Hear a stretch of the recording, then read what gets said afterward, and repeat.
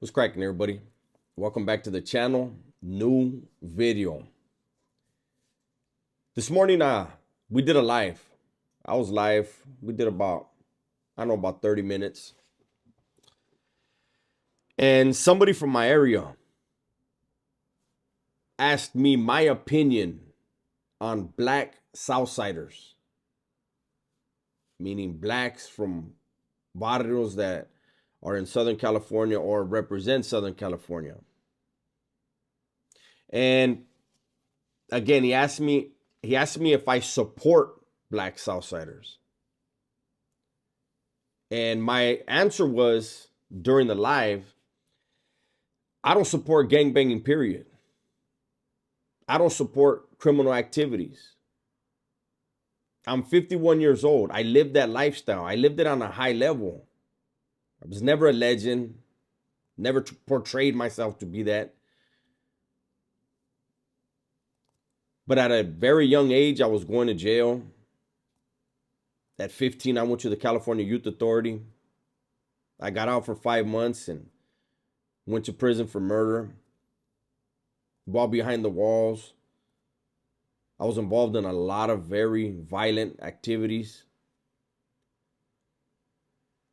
And almost 8 years ago, I was granted parole. I was found suitable for reentry into society.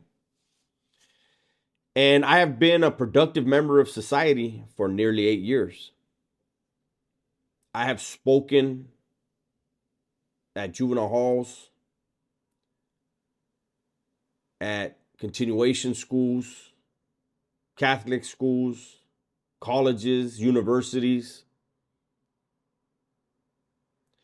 I try to be an example of change, that change is possible. And I do so with all those men in mind that are still behind those walls, that wish they had this opportunity. So there's no way that I can support criminality. What I'm trying to support is people getting an education, creating businesses, creating generational wealth, stuff like that. Like, I can get behind that type of stuff. That type of stuff is impressive to me. That said, I want to get back to that question. That's why I decided to do this video.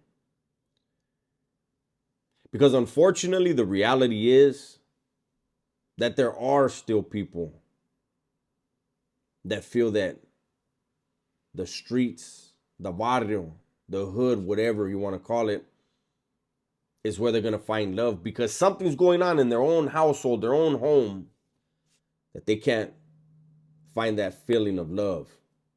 And so they seek it somewhere else. And then down the line, they're going to realize that's not love. When mom's is the only one coming around, mom's is the only one looking out, the one you couldn't find that love in when you were a youngster, for whatever reason, she's the one shedding tears. She's the one showing up when she can, sending packages when she can, sending money when she can. But back to the question now. Black Southsiders. You know, I was one of those individuals that, luckily for me, I'm a realist. I don't get too caught up in imagining things and wishing how things could be and all that. I look at things for what they are and how can I change certain things within that based on reality.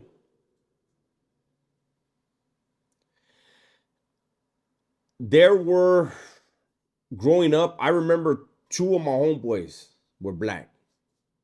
My homeboy Eric and my homeboy Paul. And we didn't look at them any different. Those were the homies.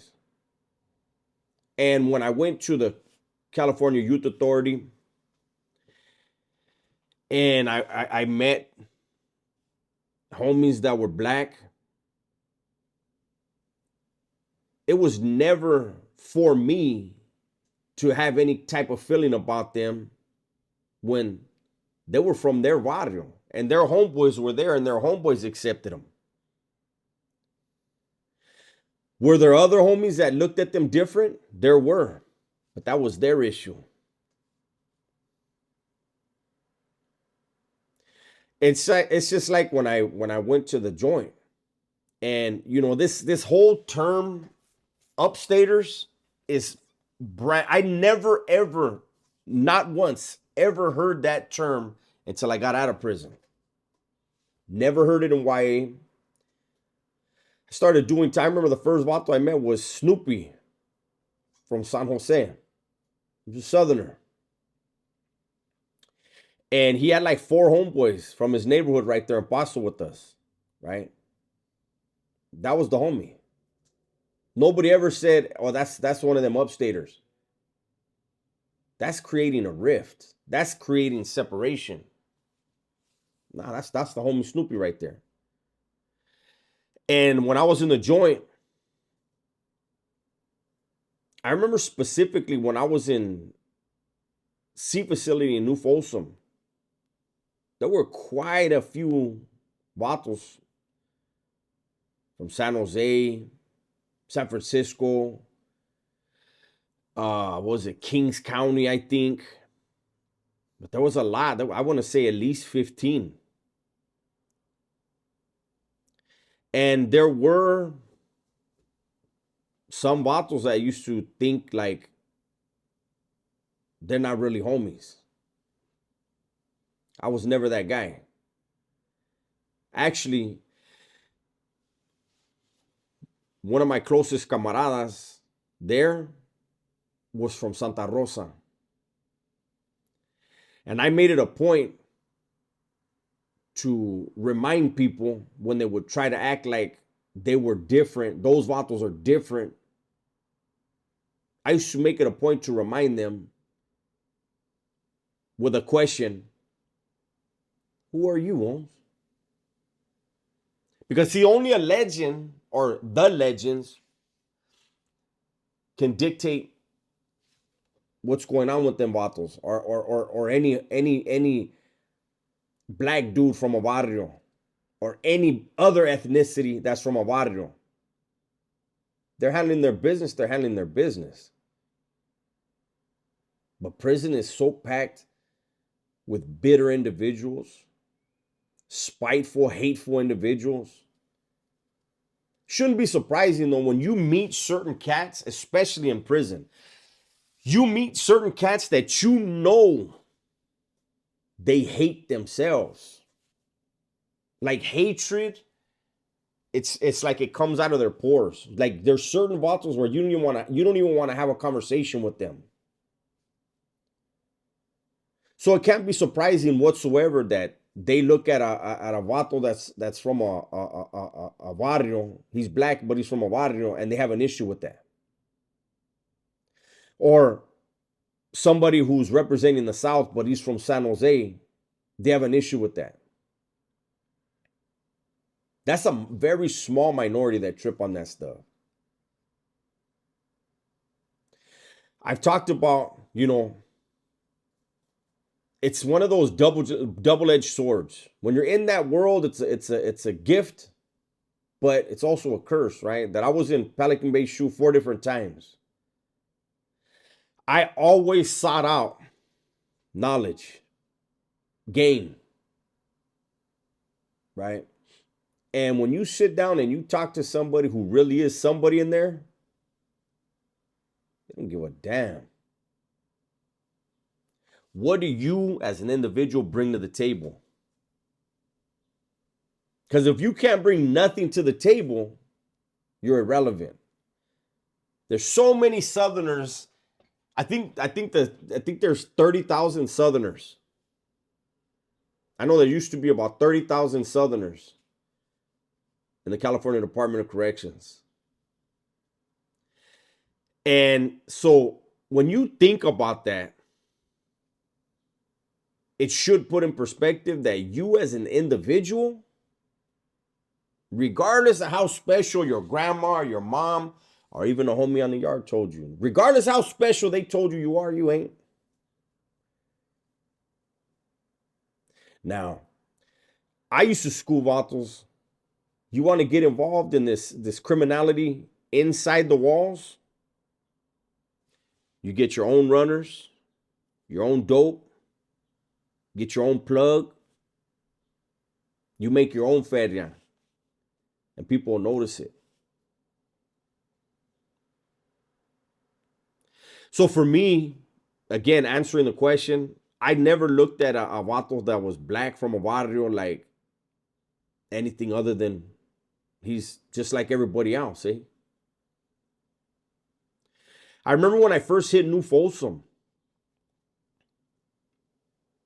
and I was really cool with a dude from Compton, Barrio Largo. And a new dude came, some fish had came, right? And this dude was from Barrio Pobre in Compton, right? And homies were, messing with the homie from Largo. And this dude had a gang of juice, had already been down like 16, 17 years, put in a lot of work, had connections. And so, dudes that were on his level were clowning with him like, hey, Holmes, your homeboy from your barrio got here. And they were just, but it was, the one from Pobre was black. And so the one from Largo was like, I'm going to just holler at him when he gets out here so he understands. And when the one from Pobre came out, the one from Largo told him, hey, Holmes, what's up? I'm so-and-so from Largo. Let's take a lap. And I went with them, and I was a few, feet back, but I could hear everything that was going on. The homie from Largo was walking the track with the dude from Pobre, and he told him, hey, Holmes, I know you're from Pobre, and I know that you're black. You need a choice. You need to make a choice, a decision right now. Are you sticking with your barrio, or do you want to hang out right here? Because we're walking through the blacks area. And the vato from Pobre, I didn't like him. As I got to know him more, I didn't like the dude at all.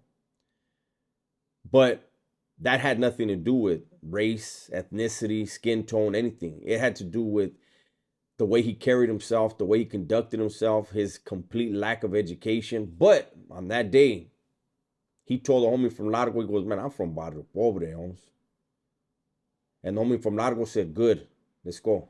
And he kept walking, went up there, and that was it. No one else can say anything. That vato made his choice. But, that's one of those things, even out here, that can be applied. Who cares? Like, we clown, these guys with the funny haircuts and they manicured eyebrows and all that. You know what, Holmes? At the end of the day, they got to look back at those pictures. When they see videos and pictures of themselves 20 years from now, they got to be like, damn, what was I thinking? But it really ain't for you and I. Vatos decide they want to be a part of something. As long as they're doing it 100%, I guess they'll be all right. Because if they're only doing it 99%, it'll show sooner or later. That's my video for today, man. Hopefully you guys enjoyed it. Everybody, please be safe, be smart, and tell the ones you love that you love them, man. I'm out of here.